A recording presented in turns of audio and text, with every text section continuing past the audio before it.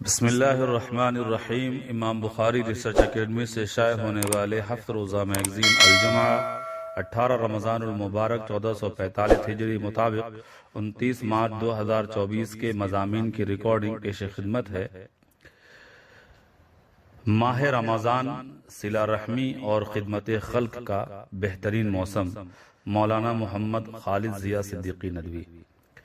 کسی کے ساتھ صلہ رحمی کرنے اور اس کی خدمت و مدد کرنے پر جو چیز ابھارتی ہے وہ ہے ہمدردی کا جذبہ۔ یہ بڑا مبارک جذبہ ہے۔ اگر یہ جذبہ نہ ہو تو ہم کسی کی پریشان حالی اور مصیبت کو دیکھ کر نہ کبھی تڑپ سکتے ہیں اور نہ ہی کسی کی خدمت اور مدد کرنے کے بارے میں سوچ سکتے ہیں۔ یہ جذبہ کم و بیش ہر ایک میں ہوتا ہے جو مناسب موقع کی تلاش اور مناسب موسم کے انتظار میں ہوتا ہے۔ جیسے ہی اسے موقع ملتا ہے وہ ابھر کر سامنے آ جاتا ہے، اور رمضان کے مہینے میں یہ جذبہ اپنے شباب پر ہوتا ہے۔ اس لیے یہ کہا جا سکتا ہے کہ اس جذبے کو بیدار کرنے اور اس کو ابھارنے کا رمضان سے بہتر شاید کوئی اور موسم نہیں ہے۔ رمضان میں خود انسان جب بھوک پیاس کی تکلیف محسوس کرتا ہے تو اسے ان غریب اور محتاج لوگوں کی تکلیف کا شدت سے احساس ہوتا ہے جو اپنی غربت کی وجہ سے دانے دانے کے محتاج رہتے ہیں۔ اس کیفیت کی وجہ سے اس کے اندر غریبوں مسکینوں سے ہمدردی کے جذبات پیدا ہوتے ہیں۔ پریشان حال لوگوں کے دکھ درد میں شریک ہونے، ان کی مدد کرنے کی طرف اس کی طبیعت بہت زیادہ مائل ہو جاتی ہے۔ اس لیے اور رمضان کے مہینے کو غنیمت جانتے ہوئے ہر مسلمان کو چاہیے کہ وہ اس جذبے کو بیدار کرنے کی کوشش کرے اور صلہ رحمی اور خدمت خلق کے کاموں میں بڑھ چڑھ کر حصہ لے۔ اس مہینے میں خاص طور سے ہمیں اپنے رشتہ داروں کے ساتھ، پڑوسیوں کے ساتھ، دوست و احباب کے ساتھ خاص تعاون کرنا چاہیے۔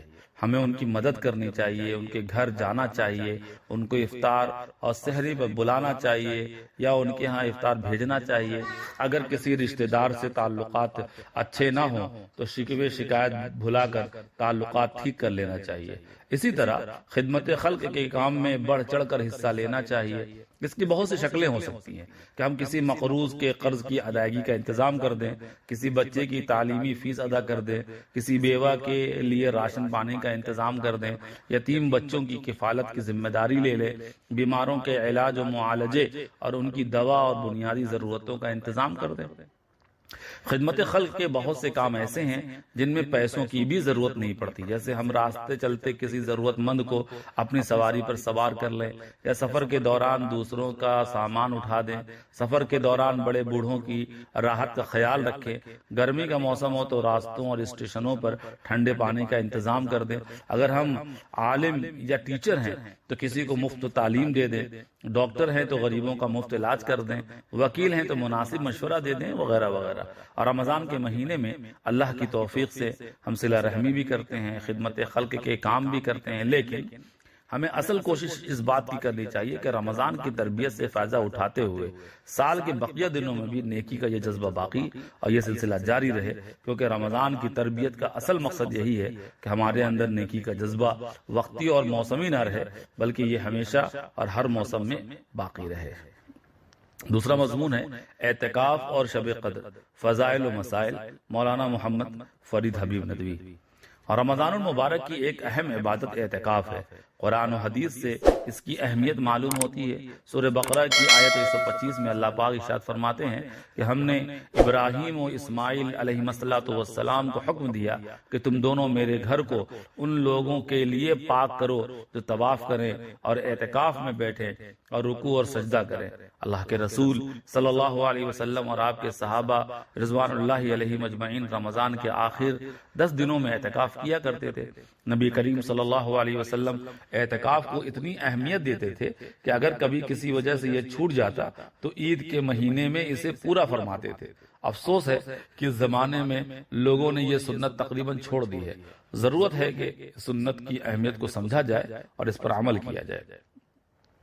اعتکاف کی فضیلت، اللہ کے رسول صلی اللہ علیہ وسلم نے اعتکاف کرنے والے کی فضیلت بیان کرتے ہوئے فرمایا، اعتکاف کرنے والا گناہوں سے محفوظ رہتا ہے اور اس کی تمام نیکیاں اسی طرح لکھی جاتی رہتی ہیں جیسے وہ ان کو خود کرتا ہو۔ سنن ابن ماجہ حدیث نمبر 1781۔ اعتکاف کے فائدے، اس حدیث سے اعتکاف کے 2 فائدے معلوم ہوئے۔ نمبر 1، اعتکاف کرنے والا جتنے دن اعتکاف کرے گا اتنے دن گناہوں سے بچا رہے گا۔ نمبر 2، اعتکاف کرنے والا جو نیکیاں باہر کرتا تھا، جیسے کسی بیمار کی عیادت، کسی جنازے میں شرکت، محتاجوں کی مدد وغیرہ وغیرہ، تو اعتکاف کی حالت میں یہ نیکیاں اگرچہ وہ نہیں کر سکتا، لیکن اللہ کی شان کریمی سے ان نیکیوں کا ثواب بھی اس کے نامہ اعمال میں لکھا جاتا ہے۔ اعتکاف کی عبادت رکھی ہی اس لیے گئی ہے کہ انسان اپنی مصروفیات سے الگ ہو کر کچھ دن اللہ کی عبادت کے لیے مکمل فارغ ہو جائے، سب سے کٹ کر اللہ کے دربار سے چمٹ جائے۔ اعتکاف میں انسان کو اپنی اصلاح اور اپنی تربیت کا بہترین موقع ملتا ہے۔ 10 دن اگر کوئی شخص دنیا کے جھمیلوں سے اپنے آپ کو الگ کر کے پوری منصوبہ بندی اور پلاننگ کے ساتھ مسجد میں آ کر یکسو ہو جائے تو اس کی زندگی میں انقلاب پیدا ہو سکتا ہے۔ غور کیجئے کہ اگر کوئی شخص پورے 10 دن اپنے تمام دنیاوی معاملات چھوڑ کر صرف اللہ تعالیٰ کی ذکر، قرآن مجید کی تلاوت، حدیث کے مطالعے، انبیاء اور اولیاء کی سیرت کے مطالعے، علمی مذاکرے اور اپنے رب سے راز و نیاز کرنے اور اس کے سامنے رونے گڑ گڑانے میں گزارے گا تو اس کی زندگی میں روحانیت اور نورانیت کس قدر بڑھ جائے گی۔ اعتکاف کی حیثیت، رمضان کے آخر 10 دنوں کا اعتکاف سنت مؤکدہ علی الکفایہ ہے۔ اگر بستی یا محلے سے کوئی ایک شخص بھی اعتکاف کر لے تو پورے محلے کی طرف سے سنت ادا ہو جاتی ہے، اور اگر ایک بھی نہ کرے تو سب سنت کو چھوڑنے والے سمجھے جائیں گے۔ اعتکاف کا وقت، اس کا وقت 20ویں رمضان کے سورج ڈوبنے سے پہلے شروع ہو جاتا ہے اور آخری روزے کی افطار تک رہتا ہے۔ اعتکاف کی جگہ، مرد حضرات کے لیے اعتکاف مسجد میں ضروری ہے، البتہ عورتوں کے لیے اعتکاف کی جگہ ان کا گھر ہے۔ گھر میں جس جگہ عام طور سے نماز ادا کی جاتی ہے وہاں عورتیں اعتکاف کر سکتی ہیں۔ اگر پہلے سے کوئی جگہ متعین نہ ہو تو گھر میں کسی ایک جگہ کو مقرر کر کے وہاں اعتکاف کر لیا جائے۔ اعتکاف کے چند ضروری مسائل، اگر مسجد میں وضو خانہ اور بیت الخلاء نہ ہو تو اس کے لیے اعتکاف کرنے والا باہر نکل سکتا ہے۔ نمبر 2، اگر غسل ضروری ہو اور مسجد میں نہانے کا نظم نہ ہو تو وہ غسل کرنے کے لیے باہر جا سکتا ہے۔ نمبر 3، اگر اعتکاف کرنے والا جمعہ کے دن سنت کی نیت سے یا کسی بھی دن ٹھنڈک حاصل کرنے کے لیے غسل کرنا چاہتا ہے تو ایسا کرنا درست نہیں ہے، لیکن اگر گرمی شدید ہو یا اسے روزانہ غسل کرنے کی عادت ہے تو جب وہ پیشاب یا پخانے کے لیے جائے تو چند منٹ ٹھہر کر 2-4 لوٹے بدن پر ڈال لے تو اس کی گنجائش ہے، البتہ زیادہ دن نہ لگائے۔ نمبر 4، اگر گھر سے کھانا لانے والا کوئی نہ ہو تو کھانا لانے یا کھانا کھانے کے لیے گھر جا سکتا ہے، لیکن ضرورت سے زیادہ گھر پر بالکل نہ ٹھہرے اور نہ بلا ضرورت کسی سے بات چیت کرے۔ نمبر 5، اگر اعتکاف کسی وجہ سے ٹوٹ گیا تو جس روز اعتکاف ٹوٹا ہے اسی ایک دن کی قضا روزے کے ساتھ بعد میں ضروری ہوگی۔ نمبر 6، اعتکاف کے دوران بالکل خاموش رہنا اور اس کو عبادت سمجھنا غلط ہے، البتہ فضول باتوں اور لایانی کاموں سے بچنا چاہیے۔ نمبر 7، اعتکاف کے لیے کوئی خاص عبادت نہیں ہے، کوئی بھی عبادت کی جا سکتی ہے۔ اپنے آپ کو نفل روزوں، نفل نماز، قرآن کی تلاوت، ذکر و اذکار، دعا و مناجات میں مشغول رکھنا چاہیے، دینی کتابوں کا مطالعہ کرنا چاہیے۔ نمبر 8، مسجد کی شرعی حدود یعنی مسجد کا وہ حصہ جو صرف نماز کی ادائیگی کے لیے بنایا گیا ہے اس سے بلا ضرورت باہر نکلنا چاہیے، ورنہ اعتکاف ٹوٹ جائے گا۔ وضو خانہ، غسل خانہ، استنجا خانہ، مسجد کی سیڑھی، امام کا کمرہ، چپل جوتا اتارنے کی جگہ وغیرہ یہ سب جگہ مسجد کے حکم میں نہیں ہیں۔ نمبر 9، مرد کے لیے مسجد میں اعتکاف کرنا شرط ہے، اس لیے مرد کا گھر پر اعتکاف کرنا درست نہیں ہے۔ شب قدر، اس کی فضیلت کے بارے میں قرآن سے 5 باتیں معلوم ہوتی ہیں۔ نمبر 1، قرآن مجید اسی رات لوح محفوظ سے نیچے والے آسمان پر ایک ساتھ اتارا گیا، پھر حضرت جبرائیل علیہ السلام سے اسے 23 سال تک تھوڑا تھوڑا کر کے اللہ کے رسول صلی اللہ علیہ وسلم پر نازل کرتے رہے۔ نمبر 2، یہ رات 1000 مہینوں سے بہتر ہے۔ نمبر 3، اسی رات میں خصوصی طور پر فرشتے اترتے ہیں جن میں حضرت جبرائیل علیہ السلام بھی ہیں۔ نمبر 4، اس میں سارے معاملات کے بارے میں اللہ کے فیصلے فرشتوں کے سپرد کر دیے جاتے ہیں، جیسے انسان کی عمر کیا ہوگی، اس کی موت کب اور کیسے آئے گی، اسے روزی کتنے ملے گی، بارش کتنی ہوگی وغیرہ وغیرہ۔ نمبر 5، یہ پوری کی پوری رات خیر و سلامتی کی رات ہے۔ شب قدر کون سی رات ہے؟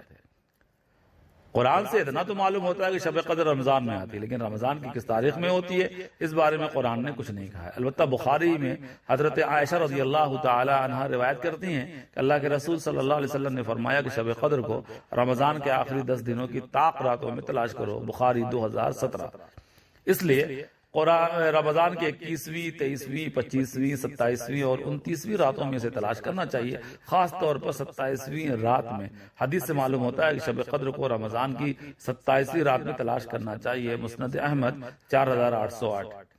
شب قدر سے ہم کیسے فائدہ اٹھائیں؟ اللہ کے رسول صلی اللہ علیہ وسلم کے بارے میں آتا ہے کہ جب رمضان کا آخری عشرہ شروع ہوتا تو تلاوت، نماز، دعا وغیرہ کی مقدار میں اضافہ کر دیتے، خود بھی عبادت میں مشغول رہتے، گھر والوں کو بھی مشغول رکھتے۔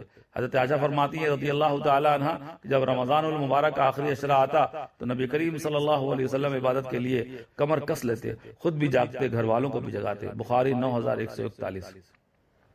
اس لیے شب قدر میں خوب عبادت کرنی چاہیے، نماز، قرآن کی تلاوت، مختلف ذکر و اذکار میں مشغول رہنا چاہیے، اپنے رب کو راضی کرنے کی کوشش کرنی چاہیے۔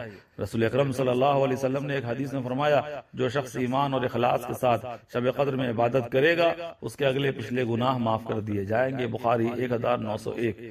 اس رات میں دعا کا اہتمام خاص طور پر کرنا چاہیے۔ حضرت عائشہ رضی اللہ تعالی عنہ نے آپ صلی اللہ علیہ وسلم سے پوچھا کہ اگر میں شب قدر کو پالوں تو کون سی دعا کروں؟ نبی کریم صلی اللہ علیہ وسلم نے فرمایا تم یہ دعا کرو، اللہم انک عفو تحب العفو فاعف عنی۔ ترمذی 3513۔ اس لیے یہ دعا خوب مانگنی چاہیے۔ اس کا ترجمہ ہے کہ اللہ آپ معاف کرنے والے، معافی کو پسند کرنے والے ہیں، اس لیے مجھے معاف کر دیجئے۔ ہمیں بھی اپنے دعاؤں میں یاد رکھیے گا۔ السلام علیکم ورحمۃ اللہ۔